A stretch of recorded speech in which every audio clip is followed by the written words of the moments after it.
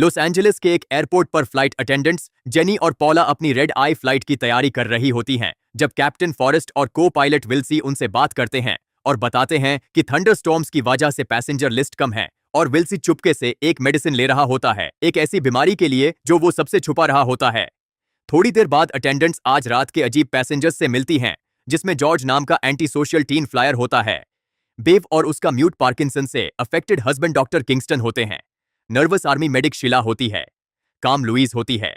जिसके साथ उसकी भटकती हुई कट होती है। गर्मोफोबिक एक्सपेक्टेंट पेरेंट्स नियाल और सुसन होते हैं। एक्साइटेबल टूरिस्ट वोर्स्ट और निकाह होते हैं। और हेनरी होता है जो अपने केज में हैमस्टर्स लेकर आता है, जो राल्फ को काट लेता है जब वो केज रखने में हेल्प करता है, जिससे अटेंडेंट्स केज को कार्गो में भेजने का डिसीजन लेती हैं। इसी बीच बिजनेसमैन प्रेस्टन बार बार छींक रहा होता है और उससे वही सिकनेस लगती है जो विल्सी को है। जब प्लेन टेक ऑफ करता है तो जेनी नियाल को फोन बैंड करने को कहती है और जब वो आर्ग्यू करता है तो हेनरी बीच में आता है और दोनों आदमी लगभग लड़ने लगते हैं। तब जेनी उन्हें अरेस्ट की धमकी देकर उनकी सीट्स पर बिठाती है और बाद में हेनरी उससे फ्लर्ट करता है, अपनी पीएचडी का ब्रैग करता है और सोसाइटी के मैनर्स की बुराई करता है। इसी वक्त राल्फ अपने थंब पर बाइट को देखकर पले हो जाता है और जेनी उसकी अजीब बॉडी पोस्टर नोटिस करती है। तब अचानक राल्फ जोर से उल्टी कर देता है जो सीधा जेनी पर गिरती है और वो मुंह से फोम निकालते हुए चिल्लाता है कि प्लेने रोको और किसी को पता नहीं चलता कि लुइस की कट चुपके से उस वॉमिट को लिक कर रही होती है। जेनी खुद को साफ करने के लिए भागती है जबकि पॉला राल्फ को काम करने की कोशिश करती है, लेकिन वो अचानक कंट्रोल से बाहर हो जाता है और आयल में दौड़ते हुए जेनी को धक्का देता है और कॉकपिट डोर पर जोर जोर से मारने लगता है। प्लेन रोकने की डिमांड करता है जिससे विल्सी कॉकपिट को लॉक कर देता है और फॉरेस्ट ग्राउंड कंट्रोल को रेडियो करता है। जब हेनरी और जॉर्ज राल्फ को पकड़ने की कोशिश करते हैं तो वो उन पर भारी पड़ जाता है, लेकिन प्रेस्टन, पॉला, शिला और हेनरी मिलकर यूज नॉकआउट कर देते हैं और प्लास्टिक रिस्ट्रेंट से उसके हाथ बांध देते हैं। बाद में शिला इंजरीज चेक करती है जबकि जेनी प्राइवेट में कन्फेस करती है कि इमरजेंसी में वो खुद को यूजलेस फील करती है। तभी फॉरेस्ट अनाउंस करता है कि उन्हें तुरंत लैंड करने का ऑर्डर मिला है और सब लोग ब्रेस करते हैं। जब प्लेन वायलेंट तरीके से हिलता है और बंधा हुआ राल्फ सीट से टकराता हुआ स्लाइड करता रहता है। जब जेनी और पॉला यूज मूव करने की कोशिश करती हैं तो राल्फ अचानक ब्लड रेड आइज के साथ उठ जाता है और पॉला की नोज पर सैवेज बाइट मार देता है। फिर पैसेंजर्स मिलकर यू से बाथरूम में धकेल देते हैं और दरवाजा बैंड कर देते हैं। जब प्लेन लैंड करता है तो शिला पॉला को फर्स्ट एड देती है ताकि वो शॉक में न जाए, लेकिन पॉला बहुत ज्यादा ब्लड लूज कर रही होती है और यूज तुरंत हॉस्पिटल की जरूरत होती है। और जब ग्राउंड कंट्रोल उन्हें वेट करने को कहता है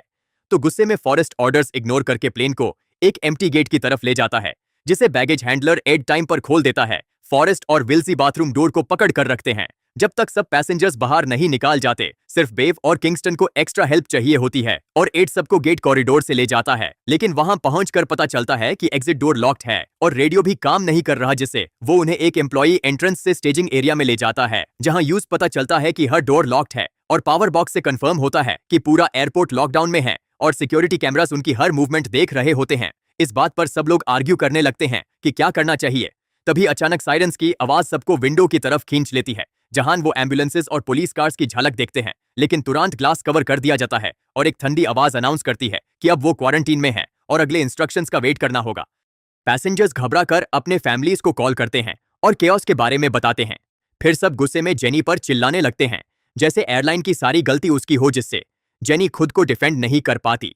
तब शीला बीच में आकर सबको याद दिलाती है कि उसके लगेज में एक मेडिकल किट है जो पॉला को थोड़ी देर और जिंदा रख सकती है, जिससे जेनी एड और कुछ लोगों को लेकर उसे लेने जाती है। तभी अचानक पावर चली जाती है और अंधेरा हो जाता है, जिससे एड अपनी फ्लैशलाइट से उन्हें वापस प्लेने की तरफ गाइड करता है जहां पहुंचकर वो देखते हैं कि फॉरेस्ट और विल्सी गायब हो चुके हैं और बाथरूम पूरा खून से भरा हुआ है। इसी बीच प्रेस्टन अपना लैपटॉप लेने जाता है और गलती से किंगस्टन से टकरा जाता है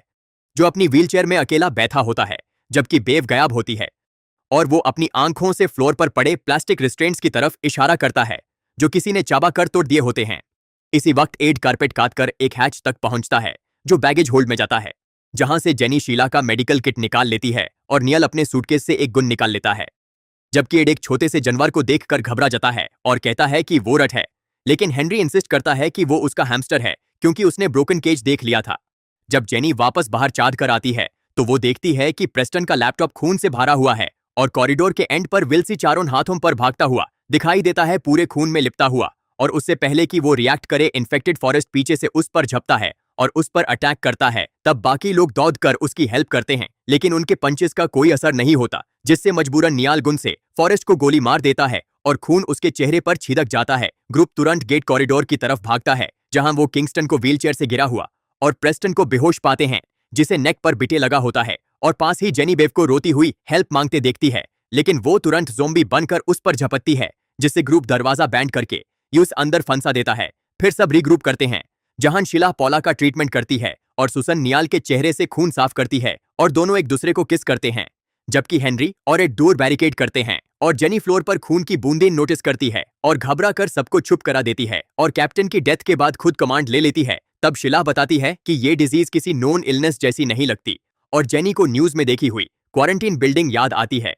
इसी बीच किंगस्टन एक रेड आइड रैट नोटिस करता है, लेकिन सिर्फ हल्की सी आवाज निकल पाता है। तभी रट उसके सर पर गिरकर उसे काट लेता है, जिसे जॉर्ज डोर करके हटा देता है और मैन उस रट को एक बकेट के नीचे फंसा देते हैं, जबकि शीला वुंड का ट्रीटमेंट करती है। फिर ग्रुप डिसाइड करता है कि जॉर्ज और पॉला दोनों को एक क्रेट में लॉक कर दिया जाए। अगर वो टर्न हो जाएं, एड ग्लव पहनकर रट को पकड़ता है और उसकी टांग पर एक लव टैग नोटिस करता है, जो प्रूव करता है कि वो किसी एक्सपेरिमेंट से भाग कर आया है। और जॉर्ज हेनरी पर झूठ बोलने का इल्जाम लगाता है, क्योंकि उसने केज में पहले टेल्स देखे थे, लेकिन हेनरी सब डिनाई करता है और कहता है कि लव रट्स कभी सिक्योरिटी पास नहीं कर सकते। इसी बीच जब वो और जेनी एक दूसरे को कंफर्ट देने के लिए हक कर रहे होते हैं, तब अचानक राल्फ सामने आकर जेनी पर झपटा है और हेनरी यू से रोकने की कोशिश करता है, लेकिन फेल हो जाता है। तब बाकी लोग उसकी चीख सुनकर दौड़ते हैं और होसे से राल्फ का गाला घोंटकर उसे मार देते हैं। इसी वक्त टेड को रेडियो पर मैसेज मिलता है कि सीडीसी आ चुकी है और ग्रुप तुरंत डोर की तरफ भागता है, लेकिन बाहर निकालने की जगह 4 आर्म्ड ऑफिसर्स अंदर घुस आते हैं और तुरंत सबको डिसआर्म कर देते हैं। रट को ले लेते हैं और पॉला और किंगस्टन को जबरदस्ती इंजेक्शंस दे देते हैं, बिना कुछ एक्सप्लेन किए, सिर्फ प्रोटोकॉल बोलकर। फिर बाकी सबको भी इंजेक्शन लेने का ऑर्डर देते हैं। लुइस पहले वॉलंटियर करती है, लेकिन जैसे ही नीडले उसकी स्किन के पास आती है, उसकी कट अचानक जंप करके उसकी नेक पर काट लेती है और भाग जाती है, जिससे ऑफिसर घबरा कर रैंडम फायरिंग शुरू कर देता है, लेकिन एक भी शॉट सही नहीं लगता। और इसी चेओस में किंगस्टन पूरी तरह ज़ोंबी बनकर उस ऑफिसर पर झपटा है और यूज काट लेता है, जिससे सिचुएशन और भी ज्यादा नाइटमेयर बन जाती है। बाकी बचे ऑफिसर्स किंगस्टन को गोली मार देते हैं और अपने इंजर्ड पार्टनर को बाहर खींच कर ले जाने की कोशिश करते हैं, लेकिन उन्हें पता चलता है कि एग्जिट डोर लॉक्ड है, इसलिए वो ब्लास्ट करके दरवाजा तो देते हैं और भाग जाते हैं, जिससे वॉर्स्ट को भी उनके पीछे चुपके से निकालने का मौका मिल जाता है। लेकिन बाहर खड़ी पुलिस तुरंत फायरिंग शुरू कर देती है और सबको मार देती है। सिर्फ एक एजेंट बच पाता है, जिसके लेग में वुंड होता है, जिसे अंदर फेज हुए पैसेंजर्स वापस खींच लेते हैं। तभी इन्फेक्टेड लोगों की गराजने की आवाजें और पास आती सुनाई देती हैं, जिससे सब लोग जल्दी से एक बड़े शिपिंग कंटेनर के अंदर घुस जाते हैं। सुसन तब जमसी जाती है जब वो नियाल को मुंह से फोम निकालते देखती है और यू से जबरदस्ती अंदर खींचना पड़ता है। जब शीला वार्न करती है कि नियाल भी इन्फेक्टेड हो चुका है, जब कंटेनर सील हो जाता है, तो शीला नोटिस करती है कि इंजेक्शंस अलग अलग कलर्स के थे, जिसका मतलब है सबको डिफरेंट चीजें दी गई थी, जो नॉर्मल प्रोटोकॉल नहीं था। जिससे हेनरी एक गन निकाल कर बचे हुए ऑफिसर को मजबूर करता है कि वो बताए कि वो असल में कौन है, और वो कन्फेस करता है कि वो सीडीसी का नहीं बल्कि सीबीडीटी का एजेंट है, जो होमलैंड सिक्योरिटी की एक secret chemical biological domestic terrorism division है, जिनकी टीम ने पहले एक क्वारंटीन्ड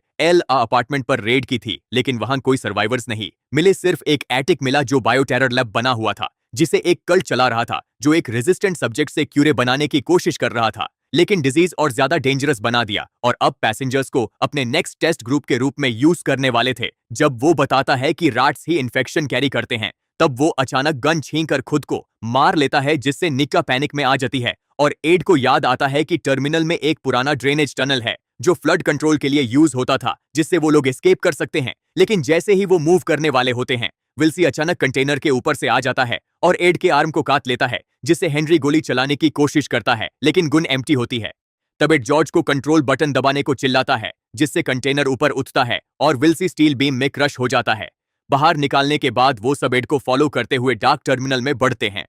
तब जेनी नोटिस करती है कि हेनरी गायब हो गया है और कुछ ही पल बाद निका, जो पीछे चल रही होती है,